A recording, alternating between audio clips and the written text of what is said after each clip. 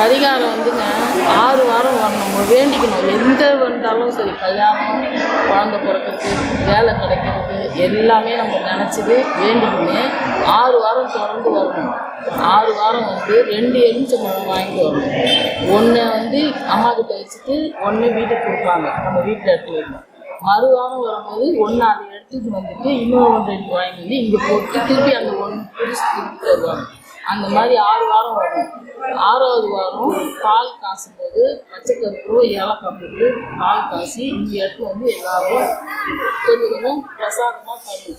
இதோடைய ஐதீகே இங்கே 6 எல்லாமே நிறைய கல்யாணம், ஏதோ கடன் பிரச்சனை, இந்த மாதிரி எந்த பிரச்சனையாக இருந்தாலும் சரி, வீட்டு பிரச்சனை, நிலத்து பிரச்சனைங்க, இது எல்லாமே இதில் வந்து நிறைய உங்களுக்கு நல்லபடியாக இது நிறைவேறதுக்காக தான் இது 6 வாரம் தொடர்ந்து வரணும்.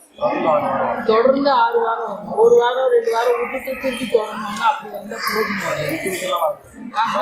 1 வாரம் கரெக்டாக 6 வாரம் திருப்பி முதல்லேருந்து ஸ்டார்ட் பண்ணணும். அந்த 6 வாரம் வரணும். அந்த எலுமிச்சம்பழம் மாற்றி மாற்றி எடுத்து வச்சு கணக்கு வரும். ஆமாம், அந்த கணக்கு கடைசி வாரம் பால் கொடுக்கணும். இந்த கோயிலுடைய ஐதீகம் வந்து பால் தான். அது சாதாரணமாக 1 லிட்டரு 1/2 லிட்டரு உங்கள் சௌகரியம், உங்களுடைய வசதியை பொறுத்து தான். அந்த பால் வந்து நீங்கள் வந்து பச்சை கற்பூரம் மெயினானது, பச்சை கற்பூரம் ஏலக்காய் போட்டு காசணும். அதுக்கு மேலே உங்களுக்கு வசதி இருந்தால், வசதி எல்லாம் இருந்தால் பாதாம் பருப்பு, முந்திரி பருப்பு எல்லாம் போட்டும் காசு தரலாம். அது இங்கே இந்த பால் கொடுக்குறது இங்கே ரொம்ப விசேஷம். இது நாங்கள்லாம் சேர்ந்துருக்கோம். எத்தனையோ வாட்டி சேர்ந்துருக்கோம். ஆமாம் ஆமாம், நாங்கள் வந்துருக்கோம் நிறைய வாட்டி. 6 வாரம் வேண்டிங்கன்னா 6 வாரம் வரும். சரி, நன்றிம்மா. சொல்லுங்கள். வணக்கம்.